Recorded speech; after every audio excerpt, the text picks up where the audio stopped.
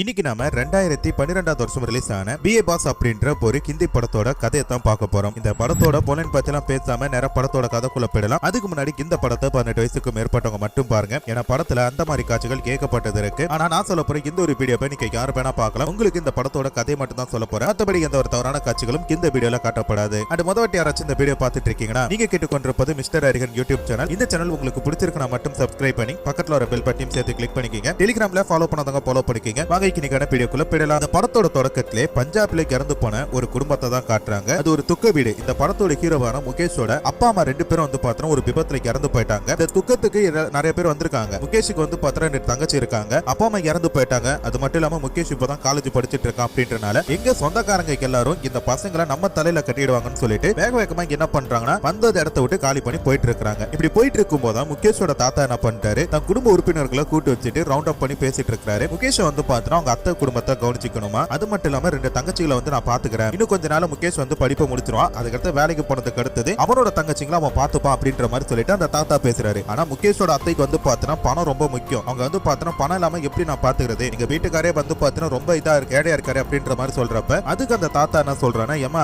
புராணத்தெல்லாம் இங்க ஆரம்பிக்காத, நான் வந்து பாத்தீங்கன்னா அதுக்கான பணத்தை எல்லாத்தையுமே கொடுத்துறேன் அப்படின்ற மாதிரி சொல்றாங்க. இதை கேட்டுக்கிறது முகேஷ் வந்து பாத்தீங்கன்னா தான் கூட கூட்டிட்டு போறதுக்கு அந்த அத்தை விருப்பப்படுறாங்க. முகேஷுக்கு இதுல வந்து சுத்தமா விருப்பமே கிடையாது. தங்கச்சி எல்லாம் கூட்டிட்டு போகணும் அப்படின்ட்டு வேற வழி கிடையாது அப்படின்றனால இப்ப முகேஷ் என்ன பண்றானா அவங்க தாத்தாவை பேச்சை கேட்டுட்டு அவங்களோட அத்தை வீட்டுக்கு போறான். அத்தை வீட்டுல வந்து பாத்தீங்கன்னா பேயிங் கெஸ்டா தங்கியிருக்கான் அப்படின்றனால அங்க இருக்கிற எல்லாருமே வந்து பாத்தீங்கன்னா இந்த பையனை ரொம்ப படாத பாடு படுத்துறாங்க. குறிப்பா சொல்ல போனா அத்தையோட பையன் வந்து இந்த பையன் கிட்ட ரொம்ப சண்டை போட்டுட்டு அவனை எகத்தாளமா பண்ணி எப்ப பார்த்தாலும் அழுத விட்டுட்டே இருப்பான். அழுகிறனால இந்த பையன் ஒரு சில நேரங்களை சாப்பிடுவான், ஒரு நிலங்களை சாப்பிடாம இந்த இடத்தை விட்டு கிளம்பி போயிட்டு இருப்பான். இப்படி இருக்கும்போது தான் அத்தைக்காரங்க என்ன சொல்றாங்கன்னா, நம்ம ஊர்ல வந்து பாத்தீங்கன்னா ஒரு மீட்டிங் மாதிரி நடக்க போகுது, சில ரிலேட்டிவ் நம்ம வீட்டுக்கு வர போறாங்க, அக்கம் பக்கத்துல இருக்கிற எல்லாருமே அவங்களுக்கு தேவையான ஸ்நாக்ஸ் எல்லாத்தையும் வாங்கிட்டு வா அப்படின்ற மாதிரி சொல்றப்ப முகேஷ் என்ன பண்றானா வேகமா கடைக்கு போயிட்டு சம்சா கூல் ட்ரிங்க்ஸ் அப்படின்னு சொல்லிட்டு எல்லாத்தையும் வாங்கிட்டு இந்த இடத்துக்கு வரா. அப்படி வரும்போது அவங்க அத்தை என்ன சொல்றாங்கன்னா, எதுக்குடா இவ்வளவு நேரம், எங்கடா போய் ஊர் மேஞ்சிட்டு வர, சரி வந்ததா வந்துட்டு சீக்கிரம் அதை எல்லாத்தையும் எடுத்து வந்தவங்களுக்கு கொடு அப்படின்ற மாதிரி சொல்றப்ப முகேஷ் என்ன பண்றானா வந்திருக்க கெஸ்ட் எல்லாருக்குமே அந்த சாப்பாடை எடுத்து கொடுத்துட்டு இருக்கான். அப்படி கொடுக்கும்போது ஒருத்தவங்க சொல்றாங்க, என்ன தம்பி வீட்டுல வேலை எல்லாத்தையும் குனிஞ்சு செஞ்சுட்டு இருக்கிற, எங்க வீட்லயும் வந்து பாத்தீங்கன்னா ஒரு வேலை இருக்கு வந்து சரி அப்படின்ற மாதிரி சொல்ல அங்க இருக்கிற எல்லாரும் இந்த பார்த்து டபுள் மீனிங்கா நினைச்சு சிரிச்சிட்டு இருக்காங்க போல இருக்கு. முகேஷுக்கு வந்து பாத்தீங்கன்னா இல்ல ஒண்ணுமே புரியல, எதுக்கு இவங்க சிரிக்கிறாங்க அப்படின்ற மாதிரி சொல்லிட்டு அதுக்கடுத்து முகேஷ் என்ன பண்றானா நைட் உட்காந்து சாப்பிட்டு இருக்கும் போது அவங்க அத்தை வந்து என்ன சொல்றாங்கன்னா, நம்ம வீட்டுக்கு வந்தாங்களா ரேவதி அப்படின்றவங்க, அவங்க வீட்டுல வந்து பாத்தீங்கன்னா ஒரு சின்ன வேலை இருக்கா, நீ போய் பாக்குறியா அப்படின்றாங்க. பைப்ல ஏதோ லீக்கேஜ், அதை போய் நீ அடைச்சு விட்டு வந்தீங்கன்னா கொஞ்சம் பணம் கொடுப்பாங்க அப்படின்ற மாதிரி சொல்றப்ப இவனும் என்ன பண்றாங்க, சரி போலாம் அப்படின்ற மாதிரி மறுநாள் வந்து காலேஜுக்கு போறப்ப அந்த வீட்டுக்கு போறான். அங்க போனதும் ஒரு வயசான பாட்டியம்மா, யார் நீ, எதுக்கு இங்க வந்திருக்க அப்படின்ற மாதிரி கேள்வி மேல கேள்வி கேட்க அதுக்கு வந்து பாத்தீங்கன்னா இந்த வீட்டுல ஏதோ ஒரு ரிப்பேர் ஆமே, அதை அடைக்கத்தான் நான் வந்திருக்கேன் அப்படின்ற மாதிரி சொல்ல சரி இவங்க என்ன பண்றாங்கன்னா இந்த பாட்டியம்மா பேசிட்டு இருக்காங்களா. அப்ப அந்த இடத்துல வந்து ரேவதி அப்படின்றவங்க வந்துட்டு என்ன சொல்றாங்கன்னா, தம்பி தப்பா எடுத்துக்காது, இவங்க என்னோட மாமியார் தான், இவங்களுக்கு கொஞ்சம் புத்திவாதி கிடையாது, அதனால ஏதாச்சும் தப்பா பேசி தான் மன்னிச்சுக்கன்னு சொல்லிட்டு நேரா தன்னோட வீட்டுக்குள்ள கூட்டிட்டு போறாங்க. கூட்டிட்டு போயிட்டு இந்த பையனை உட்கார வச்சு பேசிட்டு இருக்காங்க. அப்படி என்ன பேசுறாங்கன்னு சொல்லி பார்த்தா, உனக்கு கேர்ள் ஃப்ரெண்ட் இருக்கா, நீ லவ் பண்றியா, இல்ல ஏதாச்சும் கசம்சா பண்ணிருக்கியா அப்படின்னு சொல்லிட்டு இந்த பையன் கிட்ட வந்து பாத்தீங்கன்னா தப்பான முறையில பேசிட்டு இருக்காங்க. பேசுறது மட்டும் இல்லாம அந்த பையன் கிட்ட தப்பா இருக்க முயற்சி பண்றப்ப டக்குனு அந்த பையன் என்ன சொல்றானா, இதெல்லாம் சரிப்பட்டு வராது, இது எனக்குலாம் சுத்தமா பிடிக்காது, உங்க புருஷன் கிருஷ்ணன் வந்துட்டானா பெரிய பிரச்சனை ஆயிடும் அப்படின்றப்ப அதுக்கு அவங்க என்ன சொல்றாங்கன்னா, என் புருஷன் வந்து வெளியூருக்கு போயிருக்காரு, இப்போதைக்கு வரமாட்டாரு, நான் ஃப்ரீயா தான் இருக்கேன் அப்படின்ற மாதிரி சொல்லிட்டு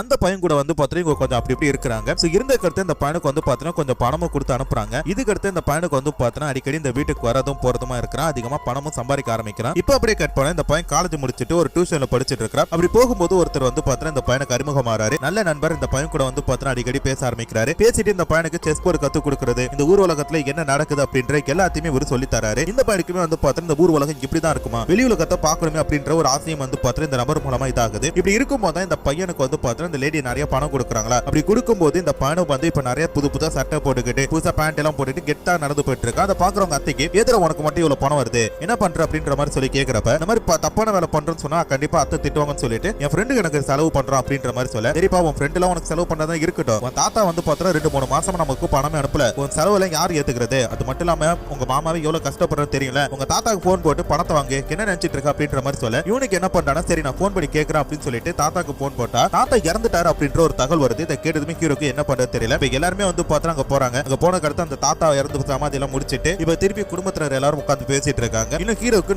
ஒரு மாசமோ இல்ல 2 வருஷமா தான் படிப்பு இருக்கான். அது வரைக்கும் இந்த தங்கச்சிகளை வந்து ஒரு ஹாஸ்டல்ல சேர்த்து விட்டுரும் அப்படின்ற மாதிரி அங்க இருக்கிற எல்லாருமே பேசுறாங்க. அதுக்கடுத்து ஹீரோ வந்து பாத்தீங்கன்னா கண்டிப்பா வேலைக்கு போயிடுவான். வேலைக்கு போன அடுத்து அவங்க தங்கச்சிகளை கூப்பிட்டு அவனை பத்திரமா பாத்துப்பான், நம்மளோட கடமை அதுக்கடுத்து முடிஞ்சிடும் அப்படின்ற மாதிரி சொல்ல ஹீரோ வந்து பாத்தீங்கன்னா ஃபர்ஸ்ட் ஒத்துக்க மாட்டான். பட் ஹீரோக்கு வேற ஆப்ஷனே கிடையாது. அதனால என்ன பண்றானா, அந்த பசங்களை ஹாஸ்டல்ல சேர்த்து விட்டுட்டா ஒரு 3 மாசம் பொறுத்துக்குங்க அப்படின்ற மாதிரி சொல்லிட்டு தங்கச்சிகளை அனுப்பி விடுறான். இதுக்கடுத்து ரேவதி அப்படின்றவங்க கிட்ட போயிட்டு எனக்கு வந்து பாத்தீங்கன்னா நிறைய கஷ்டம் கஷ்டங்கள் இருக்கு. இப்ப ரீசெண்டா வர எங்க தாத்தா இறந்து போயிட்டாரு. என் தங்கச்சியும் வந்து பாத்தீங்கன்னா இப்ப பிடிக்காம ஹாஸ்டல்ல போயிருக்காங்க. எனக்கு ஏதாச்சும் ஒரு வேலை வாங்கி கொடுக்குறீங்களா? நானும் வந்து பாத்தீங்கன்னா இதெல்லாம் பண்ணி என் குடும்பத்தை எப்படியாச்சும் காப்பாற்றணும் அப்படின்ற மாதிரி சொல்ல சரிட்டு என்ன பண்றாங்கன்னா உனக்கு வேலை தரேன்னு சொல்லிட்டு ஒரு ஆன்ட்டியோட அட்ரஸ் கொடுக்குறாங்க. அந்த வீட்டுக்குள்ள போனதும் அந்த ஆன்ட்டி வந்து பாத்தீங்கன்னா ஹீரோ புல்ல புடிச்சு கதவு சாத்துறாங்க. என்ன ஆச்சு அப்படின்ற மாதிரி தெரியல. அதுக்கடுத்து ஹீரோ வெளில வரும்போது கொஞ்சம் டயர்டா வர கூட வந்து பாத்தீங்கன்னா பணத்தை எடுத்துட்டு வந்துட்டு நேரா ரேவதி அந்த ஆன்ட்டி கிட்ட போயிட்டு நீங்க பாருங்க எனக்கு பண்றது எனக்கு சுத்தமா பிடிக்கல. எனக்கு இந்த வேலையெல்லாம் பிடிக்கல. இதுல நான் சேர மாட்டேன் அப்படின்ற மாதிரி எனக்கு வந்து வேற ஏதாச்சும் ஒரு நல்ல வேலை கொடுங்க அப்படின்ற மாதிரி சொல்றப்ப அதுக்கு வந்து பாத்துறவங்க என்ன சொல்றாங்க இந்த வேலை உனக்கு பிடிக்கல அப்படின்றாங்க. நீங்க என்னங்க ஒரு பொண்ணு கூட போயிட்டு அப்படி கொஞ்சம் இருந்துட்டு ஒரு ஆம்பளை விபச்சாரியா மாத்திட்டு இருக்கீங்க. எனக்கு இது சுத்தமா பிடிக்கல.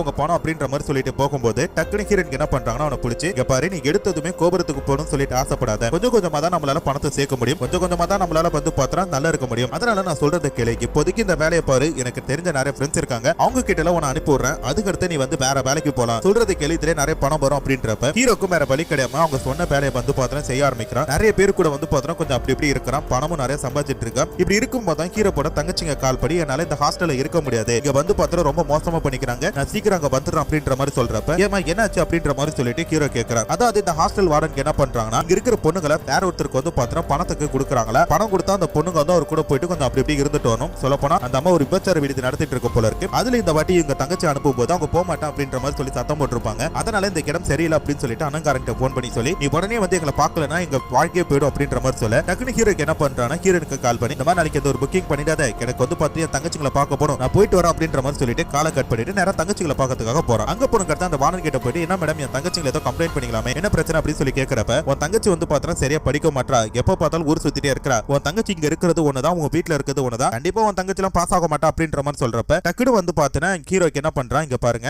நீங்க ஹாஸ்டல் அப்படின்ற பேருக்கு என்ன பண்ணிட்டு இருக்கீங்கன்னு எனக்கு ரொம்ப நாளா போய் தெரியும். ஆனா நான் அதை வெளில சொல்ல மாட்டேன். அப்படி சொன்னா உங்களுக்கு எனக்கும் கெட்ட பேரு. இன்னும் ஒரு 2 மாசம் பொறுத்துங்க என் தங்கச்சிங்களை வந்து பாத்தீங்கன்னா நான் கூப்பிட்டு போயிடுறேன் அப்படின்ற மாதிரி சொல்லிட்டு கையில கொஞ்சம் பணத்தை கொடுத்துட்டு என்ன பண்றா நேரா தன் தங்கச்சிக்கு கிட்ட போயிட்டு அண்ணா பேசிட்டாமா ஒன்னும் பிரச்சனை கிடையாது. இன்னும் கொஞ்ச நாள் மட்டும் பொறுத்துக்குங்க. நான் கண்டிப்பா ஒரு புது வீடை பார்த்து உங்க 2 பேரும் கூட்டிட்டு போறேன். அப்புறம் இந்த மாதிரி போன் பேசணும்னா எனக்கே போன் பண்ணுங்க இந்தாங்க அப்படின்னு சொல்லிட்டு ஒரு போனை வாங்கி கொடுத்துட்டு ஹீரோக்கு என்ன பண்றா அடுத்து நேரா வந்து ஒரு வயசான பெண்மணி அவங்களை பாக்கிறதுக்காக ஒரு ஹோட்டல் ரூமுக்கு போறான். அங்க போனதுக்கு அடுத்து அவங்க கிட்ட தப்பா இருக்கலாம் சொல்லி நினைக்கும் போது டக்குனு அவங்க என்ன சொல்றாங்கன்னா தம்பி எனக்கு இந்த மாதிரி இன்ட்ரெஸ்ட் எல்லாம் கிடையாதுப்பா. எனக்கு வந்து பாத்திரம் உங்ககிட்ட மனசு விட்டு பேசணும் அப்படின்ற மாதிரி சொல்றாங்க. சரிங்கம்மா பேசுங்கம்மா அப்படின்றப்ப அவங்க தன்னை பத்தி சொல்றாங்க. இந்த வயசான பாட்டியம்மாக்கு ஒரு குடும்பம் இருக்கு. அவங்க கணவர் வந்து பாத்திரம் உயிருக்கு போராடிட்டு இருக்காரு. அது மட்டும் இல்லாம இங்க ஒரே ஒரு பையன் மட்டும் இப்ப அமெரிக்கால வேலை பார்த்துட்டு இருக்கான். நினைச்ச உடனே அந்த பையனால வந்து பாத்திரம் இங்க வர முடியாது. அது மட்டும் இல்லாம உங்க கணவருக்கு வந்து பாத்திரம் சீரியஸா எப்ப வேணாலும் இறந்து போயிடுவார் அப்படின்ற மாதிரி சொல்லிட்டு ஹாஸ்பிட்டல் வந்து பாத்திரம் அட்மிட் பண்ணி வச்சிருக்காங்க. பையன் கிட்ட போன் பண்ணி சொன்னா அவன் இப்போதைக்கு என்னால வர முடியாதுமா ஆகிறத நீங்களே பாருங்க அப்படின்ற மாதிரி சொல்லிட்டானா இவங்க கிட்ட பணம் ஏகப்பட்டது இருக்கான். பட் அவங்க கிட்ட பேசணும்னு சொல்லிட்டு பொறுத்தவங்க கூட கிடையாது. இப்படிப்பட்ட மனநிலையில தான் நான் இருக்கேன் அப்படின்ற மாதிரி சொல்லிட்டு அவங்க அப்படியே படுத்து தூங்கிட்டாங்க. ஹீரோப்பா அவங்களே அப்படியே வேடிக்கை பார்த்துட்டு இருக்கும்போது கொஞ்ச நேரத்துல வந்து பாத்திரம் போன் அடிக்கிற சவுண்ட் கேக்குது. என்னட்டு எடுத்து கேட்கறப்ப அவங்க கணவர் வந்து பாத்திரம் இறந்து போயிட்டாங்களா. அவங்க அப்படியே உடஞ்சு போயிட்டு அழுதுட்டு இருக்காங்க. இதுக்கு மேல வந்து பாத்திரம் நான் என்ன பண்ண போறேன் தெரியல அப்படின்ற மாதிரி சொல்ல ஹீரோக்கு என்ன பண்றானா இந்த இடத்தை விட்டு போகாம நேரா அந்த பொண்ணை ஹாஸ்பிட்டல் கூட்டிட்டு போயிட்டு அவங்க பணத்தை வாங்கிட்டு அப்படியே வந்து பாத்திரம் வீட்டுல போய் டிராப் பண்ணிட்டு அவங்க சரங்கு நடக்கிற வரைக்கும் எல்லாமே கூட இருந்து பாக்குறான். இப்படிப்பட்ட நல்லவங்களுக்கு எதுக்கு ஆண்டு இந்த மாதிரி சோதனை கொடுக்குறான். அப்ப ஆண்டவனா என்ன அப்படின்ற மாதிரி ஹீரோ தனக்கு தானே பேசிட்டு இப்ப என்ன பண்றானா நேரா வீட்டுக்கு வரானா. வீட்டுக்கு வரும்போது அந்த மாமா பையன் என்ன பண்றானா ரூம்ல இருக்கிற அந்த கபோர்டை ஓபன் பண்றான். அதை பார்த்துட்டு ஹீரோ எதுக்கடா என்னோட கபோர்டை ஓபன் பண்ற இதெல்லாம் ரொம்ப தப்புடா அப்படின்றப்ப தம்பி நீ எங்களோட வீட்டுல தான் இருக்க. நான் எந்த கபோர்டை வேணா ஓபன் பண்ணுவேன். எந்த ட்ரெஸ் வேணாலும் போட்டு பாது என்னோட இஷ்டம் அப்படின்னு சொல்லி ஹீரோவை கஷ்டப்படுத்துற மாதிரி பேச ஹீரோக்கு என்ன பண்றானா சரிப்பா இன்னும் ஒரு 2 மாசம் பொறுத்துக்க இந்த வீட்டை விட்டு நான் போயிடுவேன். அதுக்கடுத்து உன் இஷ்டம் போல ஹீரோ அப்படின்ற மாதிரி சொல்லிட்டு இதுக்கு மேல இந்த இடத்துல இருக்கிற பணம் வந்து பாத்திரம் சேஃப்டி கிடையாதுன்னு சொல்லிட்டு அதை எல்லாத்தையும் எடுத்துட்டு போயிட்டு நேரா ஹீரோனோட வீட்டுக்கு கொடுக்குறான். இந்த மாதிரி எங்க வீட்டுல வந்து பாத்திரம் பணத்தை பார்த்தாங்கன்னா எடுத்துப்பாங்க. சோ இந்த பணத்தை வந்து நீ கொஞ்சம் பத்திரமா வச்சுக்க அப்படின்ற மாதிரி சொல்ல அதுக்கு அவங்க என்ன சொல்றாங்கன்னா சரி நீ கணக்கு வச்சுக்க. ஏன்னா என்கிட்ட நிறைய பணம் இருக்கு. எப்ப வேணாலும் மிக்ஸ் ஆயிடுச்சுன்னா ரொம்ப பிரச்சனை ஆயிடும் அப்படின்ற மாதிரி சொல்ல ஹீரோவும் சரி அப்படின்ற மாதிரி சொல்ல டக்குனு வந்து பாத்திரம் அவங்க என்ன பண்றாங்கன்னா ஹீரோ கூட கொஞ்சம் அப்படி இருக்க ட்ரை பண்றாங்க. 2 பேருமே பெட்ல கட்டி பிடிச்சிட்டு இருக்கும்போது அந்த வீட்டுக்கு அவங்களோட ஹஸ்பண்ட் வந்துட்டாரு. வந்த கடத்த வந்து பாத்திரம் சரியான பையன் என்னடா இப்ப வந்துட்டான் நம்ம மாட்டிக்கிட்டோமே அப்படின்ற மாதிரி சொல்லிட்டு ஏற்கனவே பொண்டாட்டி மேல வந்து பாத்திரம் புருஷனுக்கு ஒரு சந்தேகம். எட்டி பெட்ரூம் பார்க்கும்போது இது 2 கட்டில மஜா பண்ணிட்டு இருக்கதை பார்த்துட்டு ஊர் முன்னாடி வந்து பாத்திரம் அடிச்சு அனுப்பிட்டான். இந்த விஷயம் வந்து பாத்திரம் ஹீரோட அத்தைக்கு தெரிஞ்சு அவங்க என்ன பண்றாங்கன்னா இது மேல இந்த வீட்டுல இருக்க கூடாது ஒழுங்கு மரியாதை வீட்டை விட்டு வெளியே போ அப்படின்ற மாதிரி சொல்ல ஹீரோவும் வேற வழி கிடையாம நேரம் ஒரு ரயில்வே ஸ்டேஷன்ல போய் படுத்திருக்கான். அப்ப அந்த இடத்துக்கு அவரோட ஃப்ரெண்ட் வந்துட்டு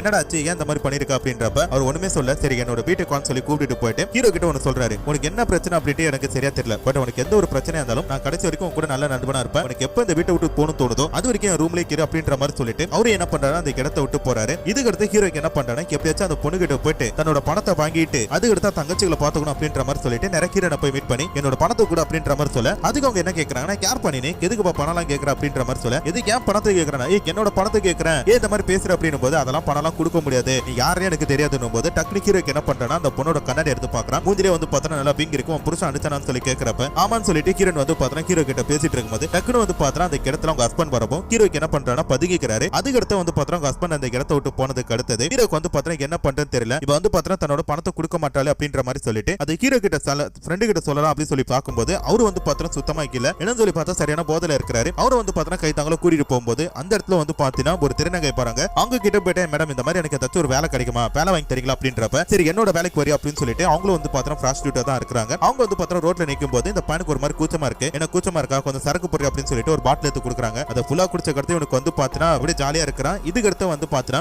நேரா அந்த இடத்துல ஒரு கஸ்டமர் வந்துட்டு அந்த திருநங்கை போயிட்டாங்க. அதுக்கடுத்து கார்ல ஒரு 3 பேர் வராங்க. தலா 2000 ரூபாய் சொல்லிட்டு 6000 ரூபாய் கேட்கிறப்ப அவனுக்கு அதெல்லாம் அதிகம் அப்படின்றப்ப போடா அப்படின்னு சொல்லிட்டு அடுத்த கஸ்டமர் நிற்கும் போது டக்குனு அந்த பொறுக்கி பழங்க என்ன பண்றாங்க ஹீரோ கூட்டிட்டு போயிட்டு கதற சம்பவம் பண்றாங்க போல இருக்கு. மறுநாள் ஹீரோ வந்து பார்த்தா நடக்க முடியாம நடந்து வந்துட்டு இருக்கான். மூஞ்செல்லாம் வந்து பார்த்தா காயமா இருக்கு. என்னடா ஆச்சு அப்படின்னு சொல்லி ஃப்ரெண்டுக்காரன் கேட்கிறப்ப ஒண்ணு இல்ல அப்படின்ற மாதிரி சொல்லிட்டு நிறைய என்ன பண்றானா ஹீரோனோட வீட்டுக்கு போயிட்டு இந்த வீட்டோட கதவு உடைச்சு அவகிட்ட பணத்தெல்லாம் திருடணும் அப்படின்ற மாதிரி சொல்லிட்டு நிறைய என்ன பண்றானா அந்த பெட்ரூம் குள்ள போயிட்டு ஹீரோனோட கைத்துல கத்தி வச்சு எங்கடி என் பணம் இங்க வரையதை கொடுத்துறேன், என் தங்கச்சிகளா வந்து பார்த்தா ரொம்ப கஷ்டப்படுறாங்க, உங்களுக்கு நான் கொடுக்கணும் அப்படின்றப்ப இப்போதைக்கு என்னால பணம் கொடுக்க முடியாது, அதுக்கு பதிக்கு என்ன ஒரு வாட்டி தரேன் அப்படின்ற மாதிரி ஹீரோ டபுள் மீனிங்ல பேசிட்டு ஹீரோ கூட வந்து பார்த்தா இன்டிமெண்டா இருக்கிறதுக்காக ரெடி ஆகுறாங்க. அப்படி இருக்கும்போது அந்த இடத்துல வந்து பார்த்தா ஹீரோனோட ஹஸ்பண்ட் வந்துட்டாரு. இதை பார்த்த ஹீரோனுக்கு என்ன பண்றாங்கன்னா இதுக்கு மேல நம்ம புருஷனும் பார்த்தோம் போரும் பார்த்துட்டு இதுக்கு மேல வந்து பார்த்தா நம்மளோட மனம் சந்தி சேரிச்சுட்டு இப்படி இருக்கிறதுக்கு நம்ம செத்தே போயிடலாம் சொல்லிட்டு ஹீரோ வச்சு இந்த கத்தி எடுத்து தன்னோட கையில குத்திக்கிறாங்க. குத்துறது மட்டும் இல்லாம ஹீரோ வந்து பார்த்தா புருஷன் வரதை பார்த்துட்டு ஏண்டி நடிக்கிறேடி அப்படின்ற மாதிரி சொல்லிட்டு ஹீரோ போய் வாங்கு அவளை குத்திட்டு அந்த இடத்தை விட்டு வேகமா போடிட்டான். இப்படி போயிட்டு இருக்கும் போது வந்து பார்த்தா ஹீரோக்கு என்ன பண்ணல ஒரு இடத்துல பதுங்கி இருக்கிறான். அப்ப தங்கச்சிக்காரங்க கால் பண்ணி என்ன சொல்றாங்கன்னா இந்த மாதிரி நான் வந்து பார்த்தா கிளம்பி வந்துட்டேன், என்னால அங்க இருக்க முடியாது, எங்களை வந்து பிக்கப் பண்ணிக்க அப்படின்ற மாதிரி சொல்ல நைட் டைம்ல ஹீரோக்கு என்ன பண்றா அந்த இடத்தை விட்டு வெளியே போறான். வெளியே போகும்போது ஹீரோக்கு வர பயமா இருக்கு. போலீஸ்காரங்க வர பாக்குறாங்க. கண்டிப்பா பிடிச்சிட்டாங்களா மாட்டிப்பாங்களே அப்படின்ற மாதிரி சொல்லிட்டு ஹீரோ பயந்துட்டு இருக்கும்போது போலீஸ்காரங்க என்ன பண்றாங்கன்னா ஹீரோவை துரத்திட்டு வந்துட்டு இருக்காங்க. துரத்திட்டு வந்துட்டு இருக்கும்போது ஹீரோக்கு என்ன பண்றான் போலீஸ்காரங்க கிட்ட மாட்டக்கூடாதுன்னு சொல்லிட்டு ஒரு மேல போய் நிற்கிறான். ஒரு ரூம் மேல மாடியில நின்று இருக்கும்போது தங்கச்சிக்காரங்க போன் பண்றாங்க. இப்ப தங்கச்சிக்காரங்க கிட்ட போயிட்டு நான் என்ன வேலை பண்ணணும்னு சொல்ல முடியாது, தங்கச்சிக்காரங்களை கூட்டிட்டு வச்சுட்டு இவனால நல்லாவும் பாத்துக்க முடியாது, ஏன்னா பணத்தை வந்து அந்த பொண்ணு புடுங்கிக்கிட்டா. இப்ப அது மட்டும் இல்லாம செத்தும் போயிட்டா. இப்படி ஏகப்பட்ட கேஸ் இருக்கனால ஹீரோக்கு என்ன பண்றானா இதுல இருந்து தப்பிக்கணும்னா ஒரே ஒரு வழிதான் இருக்குன்னு சொல்லிட்டு மாடியில இருந்து குதிச்சு இறந்து போயிட்டான். அப்படியே வந்து பார்த்தா இந்த படத்தோட கதையை முடிச்சிட்டாங்க. சோ கண்டிப்பா உங்களுக்கு எல்லாருக்கும் இந்த படத்தோட கதை பிடிச்சிருக்கும் சொல்லி நினைக்கிறேன். அந்த பொண்ணு கிட்ட தப்பா இருக்க முயற்சி பண்ணும்போது ஹீரோ இது சரிப்பட்டு வரான்னு சொல்லிட்டு அந்த இடத்தை விட்டு போயிருந்தானா இப்போ அவன் தங்கச்சி எல்லாம் பார்த்துட்டு நிம்மதியா வச்சு இருந்திருக்கலாம். பட் முடியல, செத்து போயிட்டான். இதோட இந்த படம் முடியுது. மீண்டும் ஒரு சூப்பரான ஒரு படத்துல உங்களை பாக்குறேன்.